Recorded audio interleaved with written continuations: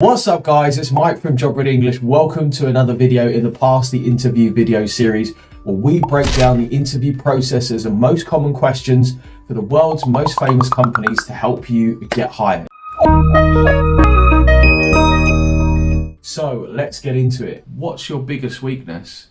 I think this is one of those questions that people really struggle with. It's one of those strength-based questions and it's quite direct. What I really like about picking up weaknesses question, and I'm sure that we will cover this at some point in our awesome answers series, is I quite like weaknesses that are real, that are honest, and also that have a lesson and a sort of teachable moment attached to it.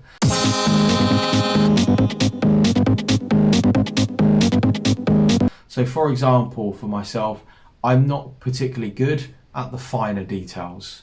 For me, particularly as an entrepreneur, I suppose, and somebody who has lots of different projects and things going on and clients, I find that I will forget the small details like sending a tax reference number for an invoice, or doing a lot of my video editing is done by my assistant. It's just because I don't have the time. Please, I don't have any time for any gossip now.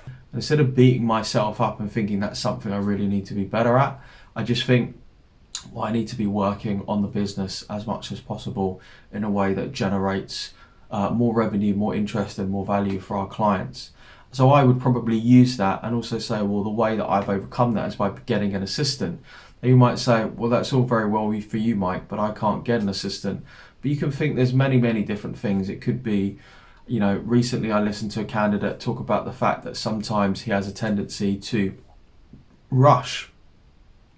But what he learned was, through trading a variety of currencies and equities, is that wasn't something that he could do anymore because he would lose money. So he learned to be much more patient, much more considered in his decision making, and he found that to be really good. So I think pick something else that's true. One thing I don't particularly like about my biggest weakness, or someone saying I work too hard, I'm a perfectionist, I can't say no, that type of thing. It's boring, and as much as possible, if you can be authentic, it's really useful. As long as it's not something, you know, too horrendous like, oh, I just can't ever seem to get there on time. That's not really a weakness, is it? That's just stupid. No, God! Question number 5. What is your most important strength and how do you think it will support you in HSBC? Cool, another great question. I know that lots of people struggle with this question. It's the whole like greatest strength, biggest weakness question. But something to think about is, number one, what are they looking for in the job description, right? So someone will sit there and go, well, my greatest strength is that I'm very confident. I think, dude, no one cares. That's not what we're asking for. I didn't ask if you're really good at juggling. But if you want to be a circus clown, juggling is good. And it's exactly the same when talking about this. So when you're thinking about the greatest strength, my first port of call, I would look at the job description and think, well, what are they really looking for? What's the first thing that they mention? Like, we would really like candidates who have great attention to detail. Smart. So the money is that I need to say that I have good attention to detail. If you genuinely don't have that, or you feel like it's not honest for you to say that, then just move down. And how do you think it will support you in HSBC? Well, it's going to help me get the job done. Why is attention, for example, why is attention to detail important? Well, at HSBC, when preparing reports and doing research for clients, we deal with a lot of data from a lot of different sources. Having good attention to detail means that we can make sure that our clients get the best information that is reliable, that is valuable, and helps them to make the correct investment decisions or decisions for their business. As a short answer, right? So that's something to think about when you're kind of thinking, well, what strength would I say? Don't think, just look at the job description. What's the next question? What's your biggest strength?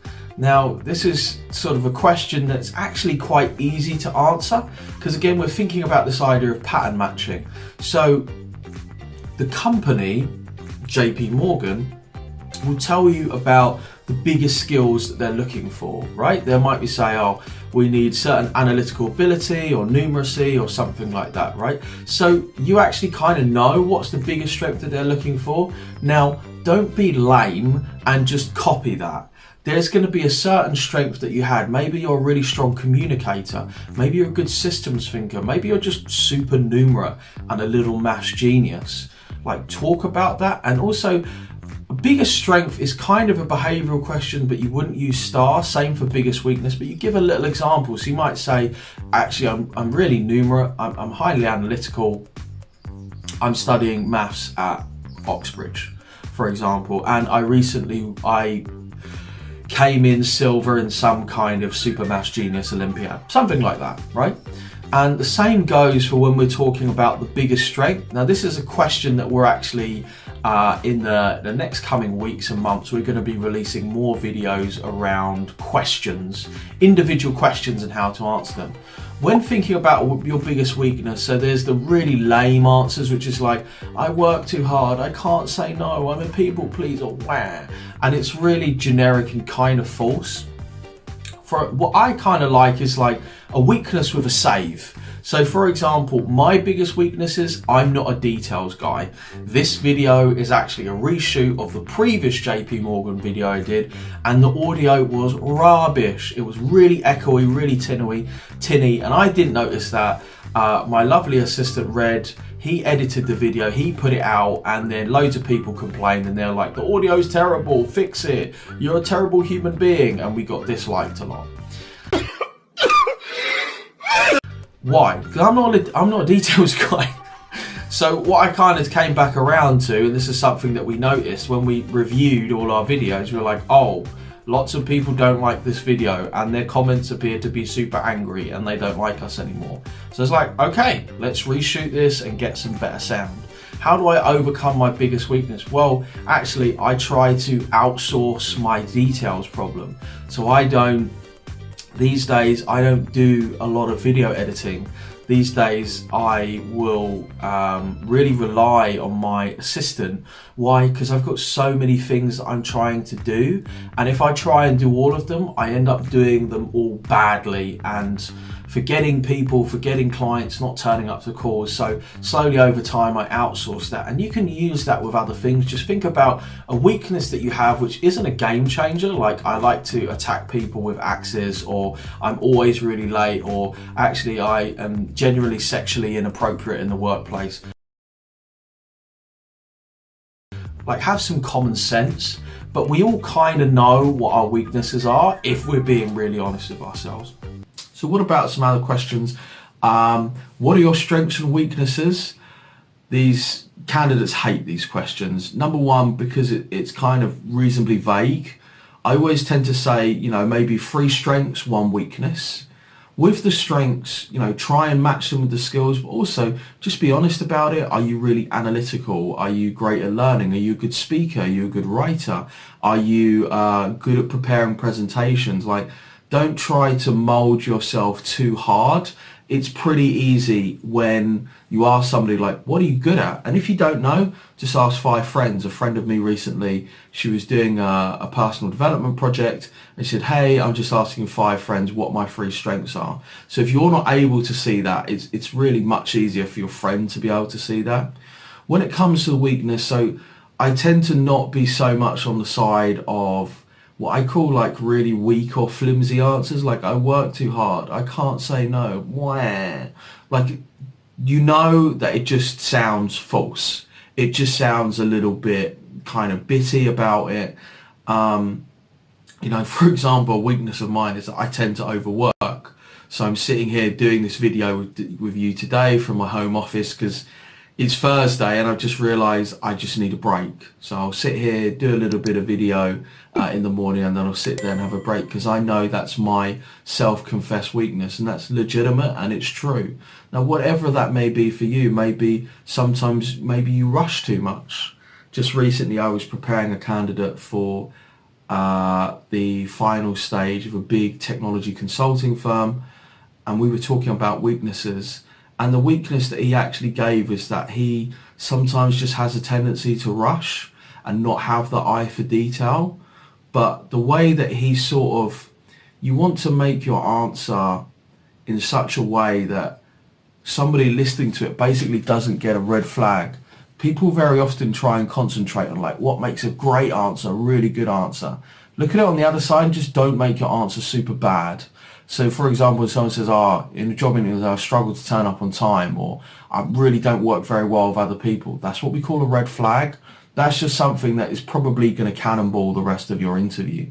So when we're talking about like, sometimes I rush, but what I realized is when I got feedback from one of my colleagues on a recent project, I actually now just take the time. I'll set aside an hour just for that project, or however much time that needs, just to proofread it, go through it, and be really sure that I understand what it's all about, where my mistakes are. And plus I'm a better person because I know my weaknesses.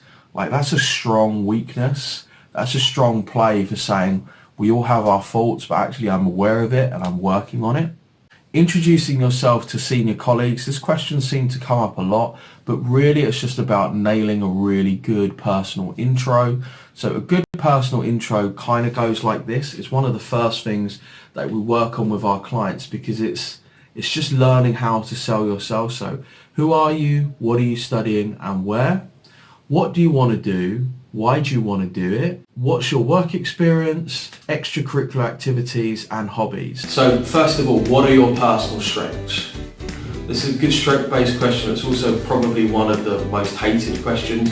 What's your biggest strength? What's your biggest weakness? So where do we find the strengths? Well, that's actually pretty easy. So we find the strengths from the skills. Yeah. So if we're thinking about strengths, it might be your attention to detail, for example. It might be your analytical skills, your teamwork skills, your client relationship skills. And then if you can provide a short example. Now, sometimes you can't always provide an example for a strength-based question, but we can work within the time. So if you had 90 seconds to answer what is your greatest strength, you might say, well, actually my greatest strength is my ability to forge new relationships with people. I found that in my experience at X Society on X role, I was actually really effective in forging relationships with different people. I find it easy to get on with people, to learn them, and to have a sense of empathy, for example. Now, you're not going to have the opportunity to map out a complete star. Of course, star is generally for competency-based questions, but you want to play around with this a little bit. How about something else? How do you react to change? So this was another relatively common strength-based question. You know, this talks about adaptability, resilience, and flexibility, because EY tends to lean towards strength-based questions, which are much more reactive and responsive, rather than you being able to go back to your past experience and just sort of pluck out an example. But again, we can always use examples. You know, past behaviour indicates future performance. So how do you react to change? I find that I react quite well to change, because what I would tend to do is, first of all, I would sit down and look at the change, see if that's something that I can adjust to, whether I need any more information from any other parties, and to see actually whether that has any impact on myself, the work that I'm doing, or the people around me. And then I would seek to ask others, look for help, look for any kind of support if I'm unsure how to react to this change. Guys, I hope that you enjoyed this video all about passing HSBC's interview. Please hit a like, comment about what video you'd like us to make next. Make sure you subscribe to the channel so you get new videos every week to help you get hired. Bye.